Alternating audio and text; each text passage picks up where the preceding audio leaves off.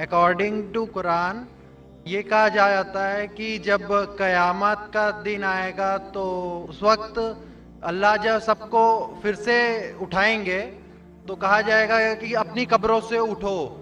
तो हम हिंदुओं का क्या होगा, क्योंकि हमारी तो कोई कब्र नहीं होती। भाई साहब का सवाल है कि वो कहते हैं कि क़यामत के दिन जब अल्लाह ताला वापस से हमें दूसरी ज़िंदगी देंगे तो कहेंगे अपने कब्रों से उठो। हिंदू भाई साहब पूछे कि हिंदू लोग तो कब्र में दफनाए नहीं जाते, हिंदू बच्चे दफनाए जाते ना।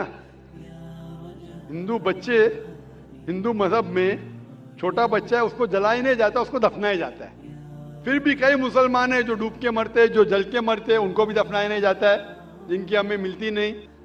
ये जब अल्लाह ताला कहेंगे कि फिर से हम जिंदगी देंगे, जरूर नहीं कि आप कब्र में से ले आ जाएंगे। जो भी इंसान मर चुका है उसके नई जिंदगी दी जाएंगे। कुरान मजीद में अल्लाह ताला फरमाता है कि अल्लाह उसमें जान डालेंगे, फिर मौत देंगे, फिर से जान डालेंगे। तो अल्लाह जान डालेंगे, चाहे वो कब्र में है, चाहे जलाया गया है, चाहे डूब गया है, जो भी हालत में है अल्लाह उस इंसान में फिर से जान डालेंगे।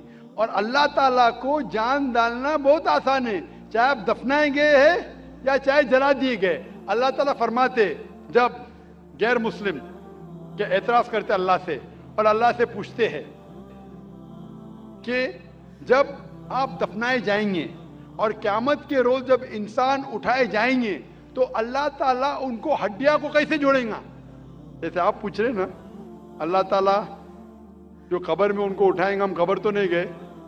तो लोग पूछते हैं, कुरान मजीद में इसका जिक्र है सूरह क़याम में, सूरह नंबर 75 आयत नंबर 3-4 में, कि अल्लाह ताला हड्डियां को कैसे जोड़ेगा। तो अल्लाह ताला फरमाते हैं अल्लाह हड्डियां को ही नहीं जोड़ सकता है, आपके उंगलियों के पोर पोर को जोड़ सकता है। उंगलियों के पोर पोर। आप सोचते हो अल्लाह ताला क्यों कहता है क्या उंगलियों के पोर पोर को जोड़ सकता है। आज की साइंस ये कहती है, सर फ्रांसिस गोल्टिन एक साइंटिस्ट है जो सन 1880 में एक डिस्कवरी किए कि फिंगर प्रिंटिंग मेथड के दो इंसान करोड़ों लोगों में भी उनके फिंगरप्रिंट यकसा नहीं हो सकते। तो अल्लाह ताला फरमाते हड्डियों को तो छोड़ो, मैं आपके उंगलियों के पोर पोर को इकट्ठा कर सकता हूँ और हू बहू वैसे पैदा कर सकता हूँ। तो अल्लाह के लिए फिर से जान डालना बहुत आसान है, चाहे वो इंसान दफनाया गया है या जलाया दिया गया है या डूब के मरा है। अल्लाह को फिर से जान डालने में, चाहे वो मुसलमान मरा या हिंदू मरा या ईसाई मरा, अल्लाह को जान डालने में बहुत आसान है, कुन फयकुन। और फिर से हमें नई जिंदगी दी जाएंगी और फिर हिसाब किताब किया जाएगा। और हिसाब किताब में अगर आप अल्लाह के अहकामात पे अमल किए तो इंशाअल्लाह आप जन्नत में जाएंगे, इस दुनिया के इम्तिहान में सफलता पाएंगे। लेकिन अगर उनके अहकामात पे आपने नहीं चले, उनके मुताबिक नई जिंदगी बसर करे, तो आप इस जिंदगी में सफलता नहीं पाएंगे। इस्लाम कहता है कि एक ही बार आदमी पैदा होता है, एक ही बार मरता है और बाद में क़यामत होती है। लेकिन आप देखिएगा दुनिया में कि कोई बेरा मुँह का मतलब डेफ एंड डम्ब होता है, पैदा होते ही ब्लाइंड होता है, हैंडीकैप होता है, जिसका पैर भी नहीं रहता है। और तो ऐसा क्यों है। और दूसरा बात ये भी है कि मरने का भी तरीका सबका अलग अलग है। कोई एक्सीडेंट में मर जाता है, कोई राइट्स में मरते हैं, कोई क्या नेचुरल वे से मरता है। तो ऐसा क्यों है दुनिया में।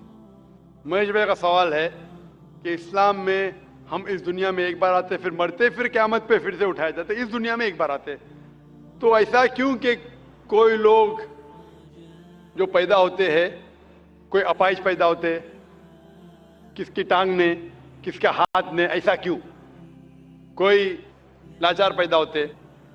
कुरान मजीद में अल्लाह ताला फरमाते हैं कि आपके बच्चे, आपकी बीवियां, आपकी दौलत आपके लिए फितना है, आपके लिए इम्तिहान है। क्योंकि जन्नत में जाने के लिए टांग होना जरूरी नहीं है, जन्नत में जाने के लिए दौलत होना जरूरी नहीं, जन्नत में जाने के लिए ये जिंदगी हमारे लिए इम्तिहान है।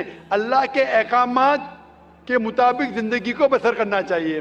कुरान मजीद में अल्लाह ताला फरमाते हैं सूरह मुल्क में, सूरह नंबर 67 आयत नंबर 2 में, अल्लज़ी खलक़ल मौत वल हयाता, अल्लाह सुब्हानहू व तआला ने मौत और जिंदगी पैदा की है ताकि आपको जांच सके آپ میں سے اچھے اعمال والے کون ہیں. تو یہ زندگی ہمارے لیے ایک امتحان ہے. آپ کا اچھا سوال تھا کہ کیوں کچھ انسان پیدا ہوتے اپاہج, کوئی بیمار, کوئی اچھے صحت مند, کیوں؟ اس کی وجہ ہے کہ جب آپ ایگزامینیشن میں بیٹھتے ہیں, ہر سال ایگزامینیشن پیپر بدلتا ہے کہ نہیں؟ اگر آپ کہیں گے کہ ہر وقت پیپر سیم رہنا چاہیے تو ٹیسٹ کدھر, ایگزامینیشن کدھر؟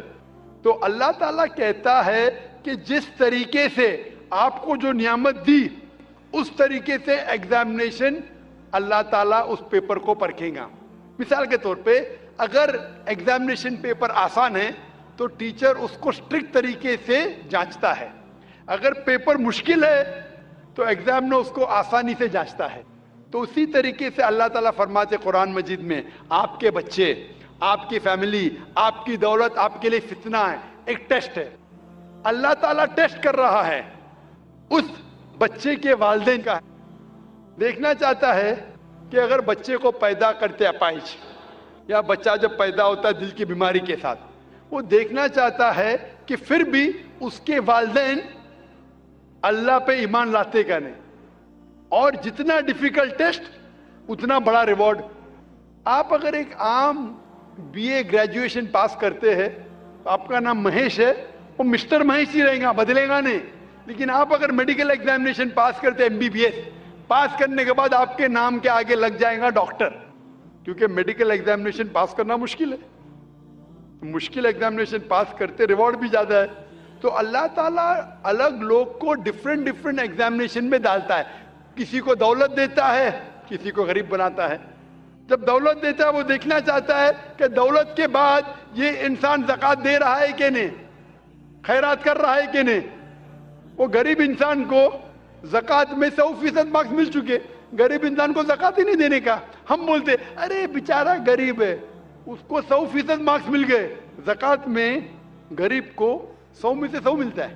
وہ امیر ہے جو شاید تھوڑی زکوٰۃ دیں گا تو اس کو 100 میں سے شاید 10 مارکس ملے, برابر زکوٰۃ دیں گا تو زیادہ مارکس ملیں گے. وہ غریب کو زکوٰۃ کے ٹیسٹ میں 100 میں سے 100 ملتا ہے, اس کو زکوٰۃ دینے کی ضرورت ہی نہیں. لیکن اس کو شاید دوسرا ٹیسٹ ہوگا, اس کو ٹیسٹ ہوگا. وہ غریب انسان ایک روم میں ہو سکتا ہے 10 لوگ رہ رہے, وہ حجاب کیسا کرتا ہے, برابر سے حجاب کر رہا ہے کہ وہ ٹیسٹ ہے. ہو سکتا ہے انسان امیر ہے, اس کا بیٹا جیسے آپ نے اپاہج پیدا ہوتا ہے. تو اللہ تعالیٰ دیکھنا چاہتا ہے کہ اس امیر انسان کو میں نے دولت دی, عیش و آرام دیا, ابھی اس کے بچے کو اپاہج پیدا کرتا ہوں, دیکھنا چاہتا ہوں کہ یہ پھر بھی اپنے رب کی عبادت کرتا ہے کہ نہیں. جو آدمی کمزور ہے وہ بولیں گے ارے کیا یہ اللہ تعالیٰ, نعوذ باللہ, میرے لیے کیوں یہ مشکل پیش آتا ہے. جو سچا مومن رہے گا وہ کہیں گے الحمدللہ, فائدہ ہوگا تو بھی الحمدللہ, نقصان ہوگا پھر بھی الحمدللہ. یہ مومن کی جانچ ہے. تو یہ دولت, غریبی, صحت, اپاہج, دل کی بیماری, یہ ٹیسٹ ہے. اسی لیے ہمیں ان لوگوں کو دیکھنا چاہیے, ان لوگوں کو مت دیکھو جو آپ کے اوپر ہے. آپ ان لوگوں کو مت دیکھو جو آپ کے اوپر. میں کہہ رہا تھا نا, مثال دے رہا تھا, وہ گاؤں کا آدمی دیکھتا ہے گاڑی چاہیے, فلیٹ چاہیے, بنگلہ چاہیے, پھر سے گاؤں میں آ جاتا ہے. ان لوگوں کو دیکھو جو آپ کے نیچے ہے. اور ایک انگریزی میں کہاوت ہے جو میں اردو میں ترجمہ کروں گا. ایک شخص ہمیشہ روتا تھا کہ کیوں میرے پاس جوتی نہیں ہے, کیوں میرے پاس جوتی نہیں ہے. جب اس نے ایک انسان کو دیکھا جس کے پیر ہی نہیں تھے, اللہ سے شکایت کرتا تھا میرے پاس جوتیاں کیوں نہیں ہیں. جب اس نے انسان کو دیکھا جس کے پیر ہی نہیں تھے, وہ اللہ کا شکر ادا کم از کم میرے پیر تو ہے. تو اللہ تعالیٰ ڈفرینٹ لوگ کو ڈفرینٹ امتحان لے رہا ہے. کس کو دولت, کس کو غربت, کس کو صحت, کس کو بیماری, جو بھی ہے. اگر آپ جس حالت میں ہیں, اگر اللہ ہمارے خالق کا کہنا مانتے تو اس دنیا میں سفلتا پائیں گے. یہ ہمارے لیے امتحان ہے دنیا. جس طریقے سے سورہ ملک میں کہا گیا ہے, سورہ نمبر 67 آیت نمبر 2, اللہ نے زندگی اور موت بنائی ہے جانچنے کے لیے آپ میں سے کون شخص اچھا ہے. Hope the answer the question.